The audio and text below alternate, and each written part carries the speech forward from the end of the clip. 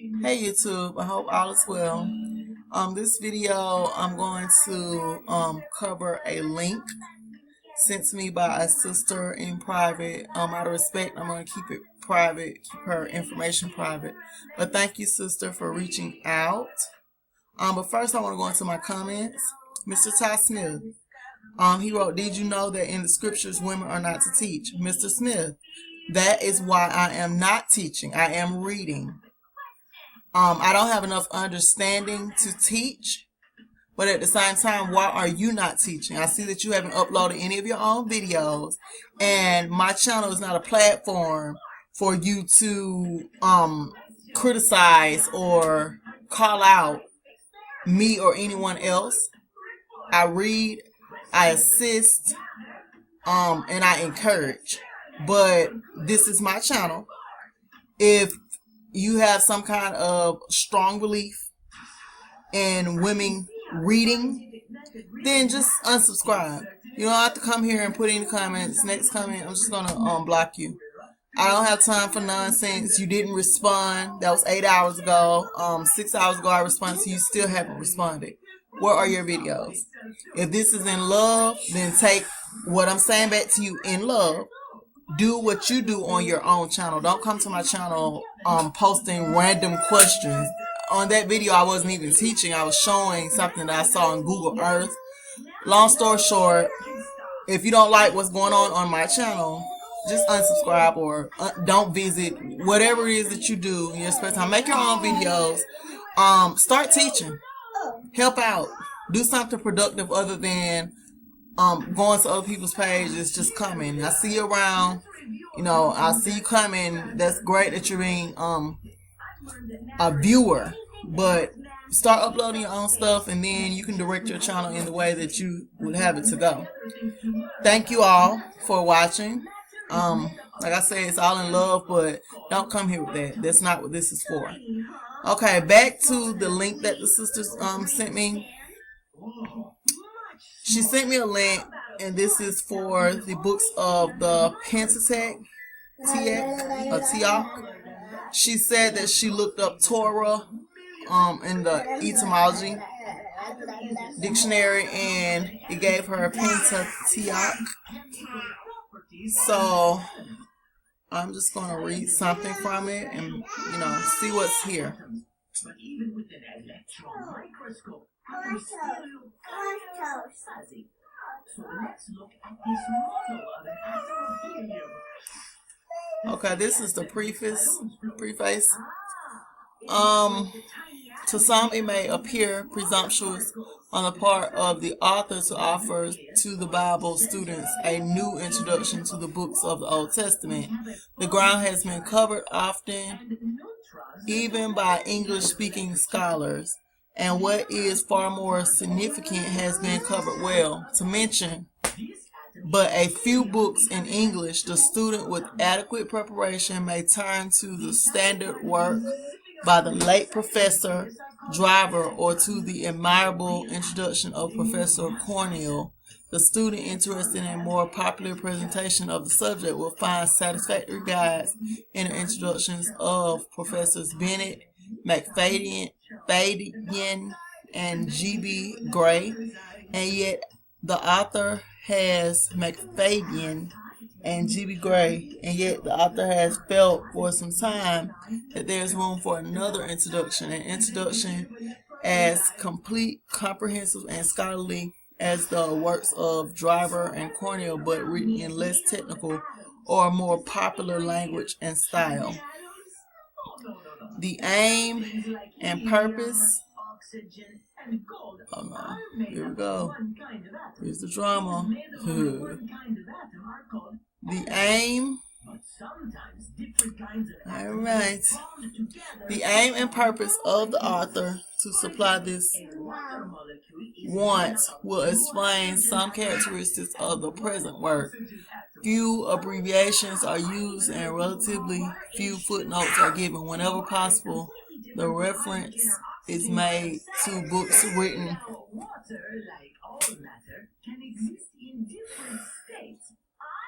My apologies.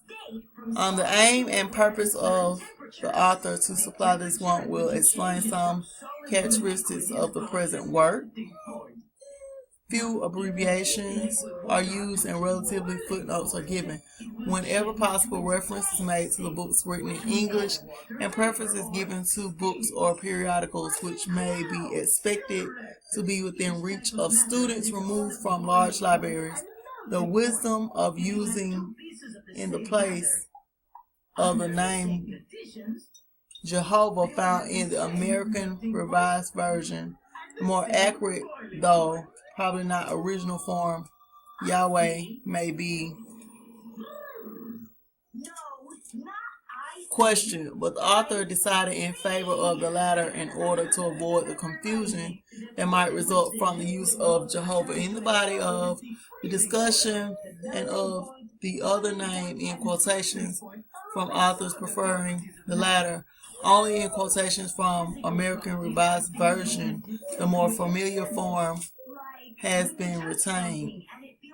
On questions regarding which scholars are not in agreement, the author tries to state his own view and to present the reasons upon which his view is based. And it may be stated in passing that he holds his views not because they agree with the views of the other scholars, but simply because, to his way of thinking, they offer the most satisfactory explanation of all the facts in the case. At the same time, he endeavors to be fair in presenting the arguments used in support of diverging opinions, for he believes that every student shall have the opportunity of estimating for himself the value of the arguments and of drawing his own conclusions. In using a work of this character, the student is sometimes tempted to confine his study to the book on introduction and to neglect the study of the biblical text. This is a serious mistake. No one can understand and appreciate the weakness or strength of an argument unless he makes constant use of the book in which the facts upon which the argument is based are found. Therefore, the author would urge the student to base his study upon the biblical text and to use the introduction simply as a guide to a clearer understanding of the facts presented in the Bible. It should be further noted that a work,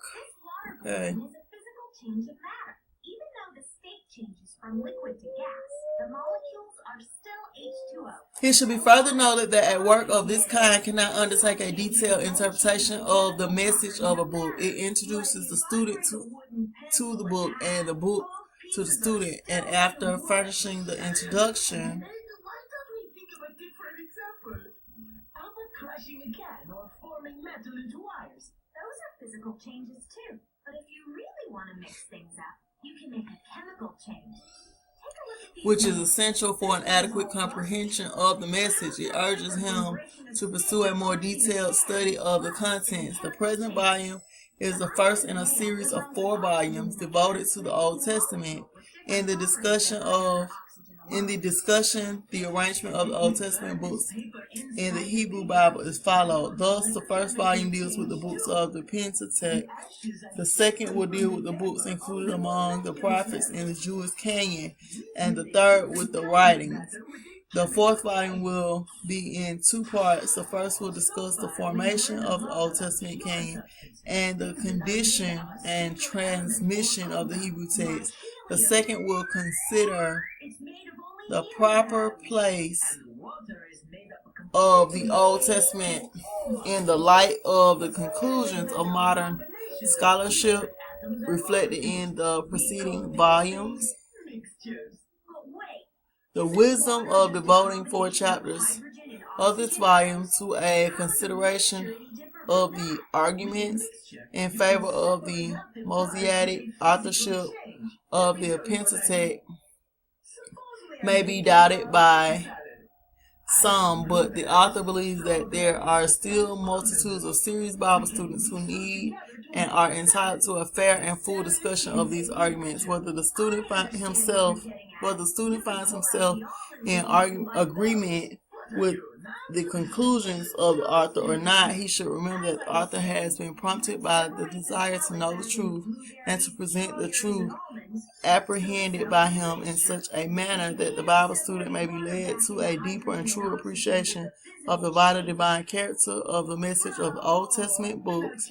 How well he has succeeded in this sincere and earnest attempt, the reader and student must decide. That's from Frederick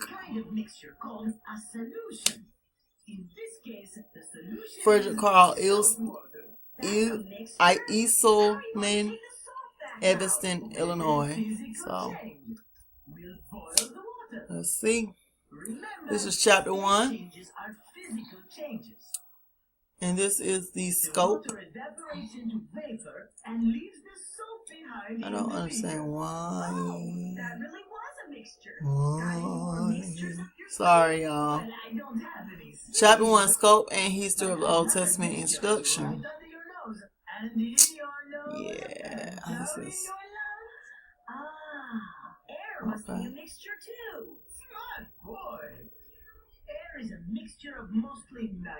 Scope of Old Testament Introduction. The Old Testament is not a single book, the work of one man, but a library consisting of many books. These books were written by many authors at different times and unvarying circumstances.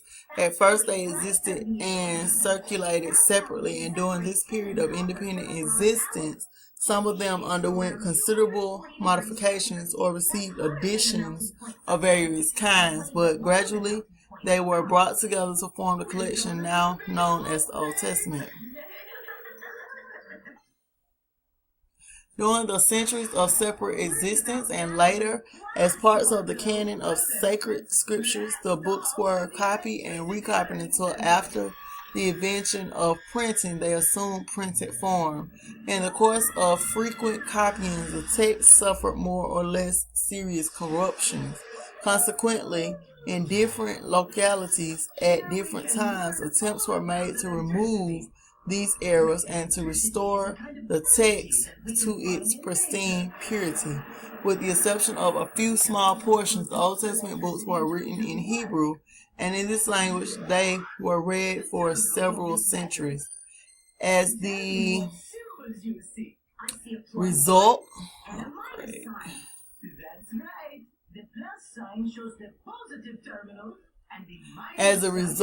of dispersion of thousands of Jews among Greek-speaking peoples, a demand arose even before the opening of the Christian era for a translation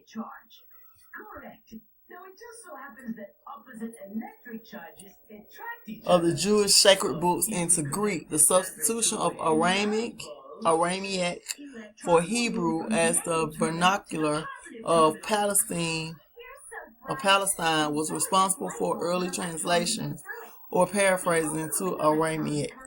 The spread of Christianity with its emphasis on the Old Testament caused similar demands to be made by people speaking other tongues. To meet these demands, the Old Testament writings endorsed and adopted by the Christian church were translated into numerous languages and dialects. To trace these various fortunes of the Old Testament as a whole and of its constituent parts is not only of interest but also of the greatest value for an adequate understanding and appreciation of both contents and teaching.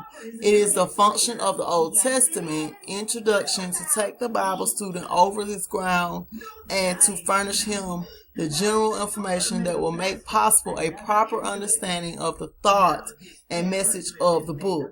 Old Testament introduction, therefore, may be defined as the scientific study of origin, original form, general contents, and intended significance of the Old Testament writings, their collection into the canon, and their transmission from the earliest times to the present. Old Testament introduction is commonly treated under two heads: 1, general introduction; 2, special introduction. With this arrangement, general introduction considers the Old Testament as a whole and has to do with the setting apart of the books into the collection, and that one meant formerly